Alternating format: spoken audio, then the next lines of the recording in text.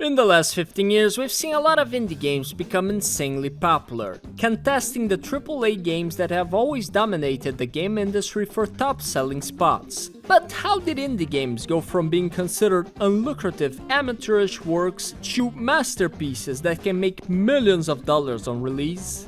When talking about AAA games, there is an expectation that the quality should always be proportional to the time and money put into them. Yeah, it's easy to be a bit cynical about that concept and just invert it, as we've seen a lot of AAA games fail to deliver this supposed quality. But there can only be cynicism if there is an expectation.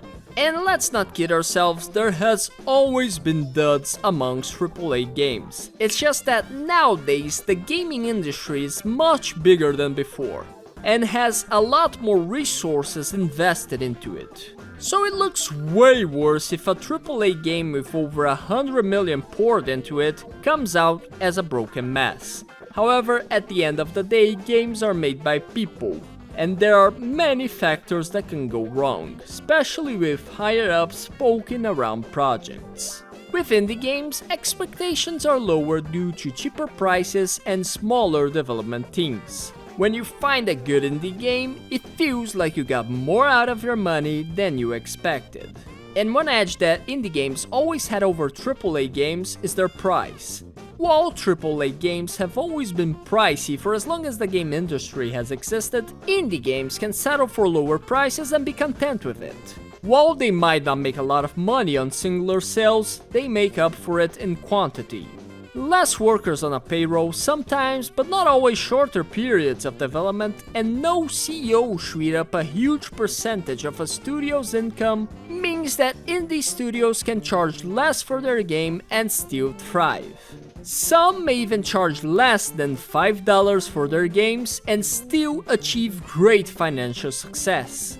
The price factor is increasingly benefiting indie games as AAA games get more expensive as the years go by, with some larger game companies considering moving the standard game price towards the $80 mark. Indie games are looking more and more interesting for players that don't have a lot of money to spend on upcoming AAA titles. Also, AAA games' hardware requirements are getting a little ridiculous, especially since developers started working on Unreal Engine 5. If you are on anything below a 20 series, good luck getting your game to run anywhere near 60 frames per second. For console players, having to update their hardware might not be as big of an issue, but even so, some newer UE5 games have displayed poor performance on consoles as well. Even if you have the top-of-the-line graphics card, you will probably need to either have frame generation or forsake running games on raw 4K, opting to instead run them on 1080p upscaled by 200%. So you can get the most out of a game's visual while not sending your performance to Brazil. Besides performance requirements, the storage requirements for AAA games has gotten out of control. You will be lucky to find a game that requires less than 50 GB of your drive space, with a lot of games now taking over 100 GB and sometimes even 200 GB.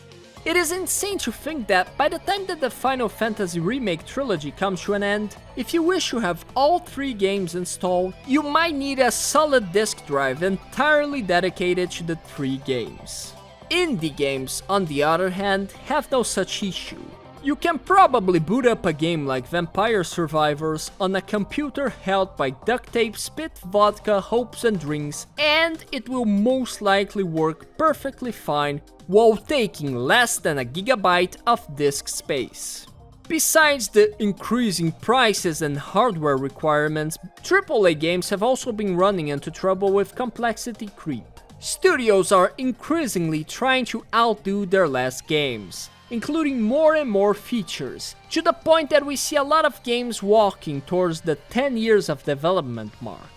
Combine these 3 factors with the current economic instability, and it's not hard to imagine that the game industry might be marching towards an imminent market crash. It might not get to that point, but one thing is clear: things need to change in the game industry, because the current format is unsustainable in the long term. Otherwise, at this rate, we might start getting a new game every 20 years for $200. Finally, what truly makes indie games so attractive right now is that the developers clearly have a lot of passion for what they are doing. Indie games are not purely made for profit. They are developed with the intention of making a developer's vision come true, to make a game that they would want to play, to be fun. And it's not that AAA devs don't like to make games or aren't trying to make something fun. It's just that company profit comes above all else.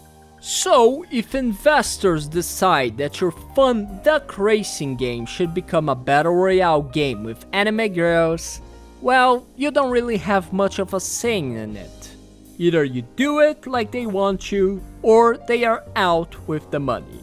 The creative freedom that indie developers enjoy allows them to come up with more unique games that in turn end up influencing others and creating or renovating genres, with even AAA companies sometimes getting into the mix to make their own takes on these genres influenced by the success of an indie game.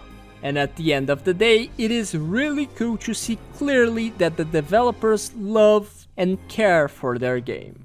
Easily accessible, creative and fun, indie games succeed while AAA games find themselves in the beginning of a crisis because they still do what made games great in the first place, prioritizing fun over profit. Their success is a much needed lesson for big gaming companies that money isn't everything, and that going back to the basics might just be what gaming needs right now. If you liked the video, please like, subscribe and leave a comment down below, and thanks for watching, and I'll see you in the next one.